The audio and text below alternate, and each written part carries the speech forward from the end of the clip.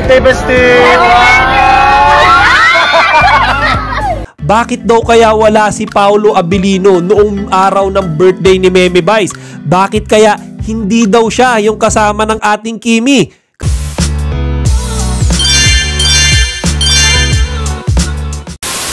Magandang araw mga kachika! Rigel po ulit ang inyong Chika Patrol. Bago tayo magsimula mga kachika, inaanyayahan ko muna kayong mag-subscribe dito sa ating munting channel para palagi kayong updated sa mga latest at nagte-trending na mga showbiz balita. Marami ang tuwang-tuwa dito nga sa kumakalat na video kung saan makikita natin kung paano pinagtitripan ni Kim Chiu ang kanyang bestie na si Darren Espanto. Sa viral video na yan kasi mga kachika, mapapansin natin na para bang pagod na pagod at antok na antok si Darren.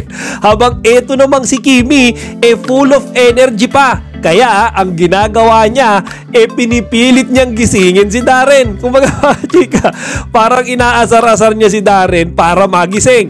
Panoorin niyo itong video na ito mga kachika.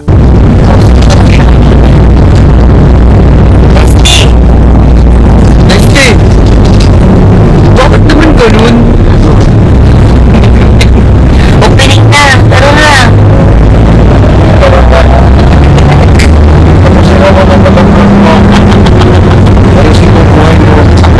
Hindi ko sigurado kung saan exactly galing na lugar si Kim at si Darren nung mga oras na yan. Pero feeling ko mga kachika, iyan yung bumiyahe sila papunta sa Nueva Ecija para atenan nga yung 48th birthday ni Uncabogable Star Vice Ganda. Bukod dyan mga kachika sa video na yan kung saan inaasar ni Kimi si Darren, marami rin sila mga video na talaga naman todo banding at harutan habang sila ay nasa event nga nung kaarawan ni Meme Vice. Panoorin nyo to mga kachika. First class, ng bestie ko. We miss you, Ate Bella. It's coffee, pero it's coffier when you're here. Yo! Hey! What's up, guys? Over here, over here. Hey, what's up? Dito naman. Hey, what's up? Hey! Okay. Happy birthday, bestie! Ay, fail! Walang mukha. Akala ko may mukha. Kala niya may sings... Ay. Happy birthday, Meme! Happy birthday, Ate Vice! Happy birthday! Isa pa. Happy birthday! Wow, ganda oh! Ganda! Arms. Hoy, yung mga kimpaw, ginagawa ko presidente ng fans club. Kaya nga ang dami ng mga fans nila ang masaya dahil nakikita nila yung kanilang mga idolo na nag-e-enjoy na alam niyo yun, tuwang-tuwa at sulit na sulit yung biyahe sa Nueva Ecija.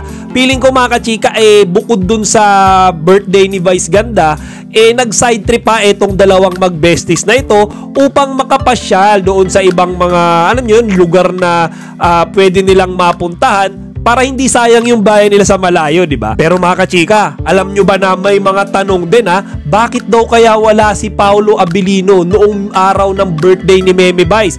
Bakit kaya hindi daw siya yung kasama ng ating Kimi?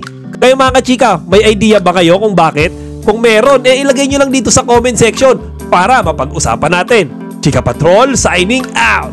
Kachika, huwag niyong kalimutan mag-like, comment, and subscribe. Para sa iba pang mga celebrity news, i-click lamang ang mga videos na ito.